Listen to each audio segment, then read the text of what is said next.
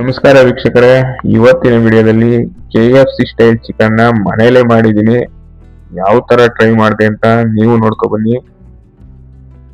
ತುಂಬಾ ಈಸಿಯಾಗಿ ಮಾಡ್ಬೋದು. ಇಷ್ಟು ಈಸಿಯಾಗಿ ಮಾಡ್ಬೋದು ಅಂತ ನಾನು ಅನ್ಕೊಂಡೇ ಇರ್ಲಿಲ್ಲ. ಬನ್ನಿ ನೀವು ಯಾವ ತರ ಮಾಡೋದು ಅಂತ ನೋಡ್ಕೊಂಡ್ ಬರೋಣ. ಮೊದಲು ಒಂದು ಬೌಲ್ಗೆ 1 ಕಪ್ ಮೊಸರನ್ನು ತೆಗೆದುಕೊಂಡು ಅದಕ್ಕೆ 3 ಕಪ್ ನೀರನ್ನು ಹಾಕಿಕೊಳ್ಳಿ.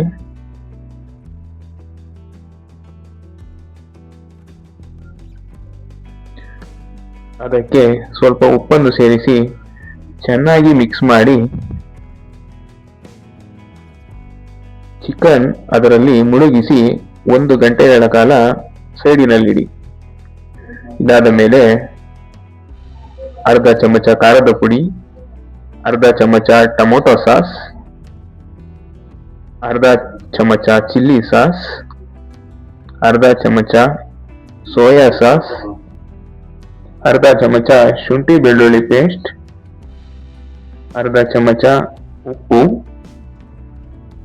ಅರ್ಧ ಚಮಚ ಮೊಸರು ಹಾಕಿ ಚೆನ್ನಾಗಿ ಮಿಕ್ಸ್ ಮಾಡಿ.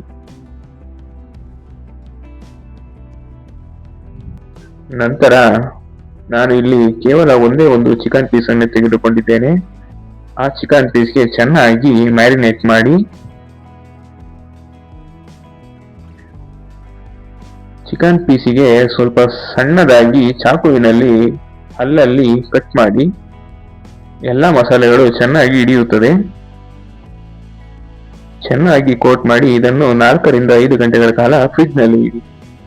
ಈಗ ಇದಕ್ಕೆ ಸ್ವಲ್ಪ ಮೈದಾ ಹಿಟ್ಟನ್ನು ತೆಗೆದುಕೊಂಡು ಅದಕ್ಕೆ ಸ್ವಲ್ಪ ಪೆಪ್ಪರ್ ಪೌಡರ್, ಸ್ವಲ್ಪ ಉಪ್ಪನ್ನು ಹಾಕಿ ಒಂದು ಸಲ ಮಿಕ್ಸ್ ಮಾಡಿಕೊಳ್ಳಿ.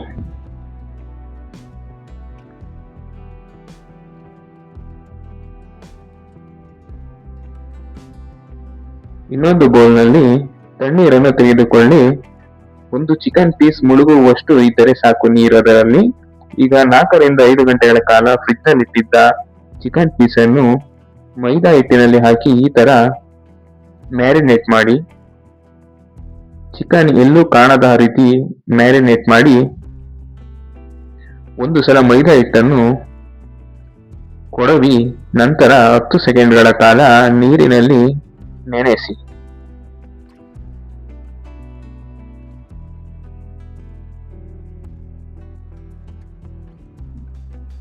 ನೀರಿನಲ್ಲಿ ನೆನೆಸಿದ ಮೇಲೆ ತುಂಬಾ ಇಂಪಾರ್ಟೆಂಟ್, 2ನೇ ಕೋಟಿಂಗ್ ಮಾಡುವುದು. 2ನೇ ಕೋಟಿಂಗ್ ಸೇಮ್ ಮೊದಲ ರೀತಿ ಯಾವ ತರ ಮಾಡಿದೋ ಅದೇ ತರ ಮಾಡಿಕೊಳ್ಳಿ. ಮೈದಾ ಹಿಟ್ಟು ಚೆನ್ನಾಗಿ ಬಿರುಕು ಬಿಟ್ಟಿರಬೇಕು. ಆ ತರ ಇದ್ದಾಗ ಮಾತ್ರ ಚೆನ್ನಾಗಿ ಬರುತ್ತೆ ಕ್ರಿಸ್ಪಿ ಆಗಿ.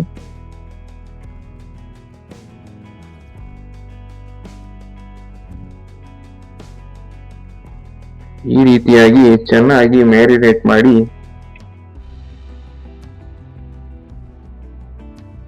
ನೀವು ಮ್ಯಾರಿನೇಟ್ ಮಾಡ್ಬೇಕಾದ್ರೆ ಎಣ್ಣೆನ ಕಾಯಕ್ಕಿಟ್ಟಿರಿ. ಮ್ಯಾರಿನೇಟ್ ಮಾಡಿದ ತಕ್ಷಣ ಸೀದಾ ಬಾಂಡ್ಲಿಗೆ ಹಾಕಿ ತಟ್ಟೆಗೆಲ್ಲ ಹಾಕಿ ಇಡಕ್ ಹೋಗ್ಬೇಡಿ. ಫಸ್ಟ್ ಹಾಕಿದ ತಕ್ಷಣ 2 ನಿಮಿಷ ಏನು ಮಾಡಕ್ ಹೋಗ್ಬೇಡಿ, ಅದೇ ತರ ಬೇಯಲಿ. ಇದನ್ನ ಜಾಸ್ತಿ ಹೈ ಫ್ಲೇಮ್ ಅಲ್ಲಿ ಬೇಯಿಸಕ್ ಹೋಗ್ಬೇಡಿ. ಲೋ ಇಂದ ಮೀಡಿಯಂ ಫ್ಲೇಮ್ ಅಲ್ಲಿ ಒಂದು 8 ರಿಂದ 10 ನಿಮಿಷಗಳ ಕಾಲ ಚೆನ್ನಾಗಿ ಬೇಯಿಸಿ.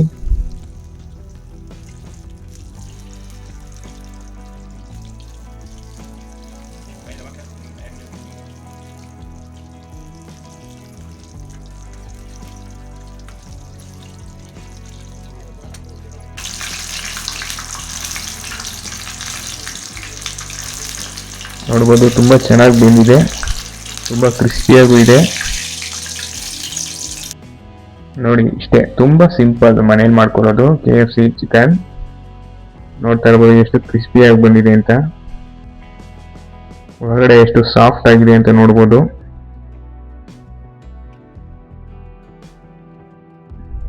ಇದೇ ತರ ನೀವು ಒಂದ್ಸಲಿ ಮನೇಲಿ ಟ್ರೈ ಮಾಡಿ, ತುಂಬಾ ಚೆನ್ನಾಗಿ ಬರುತ್ತೆ.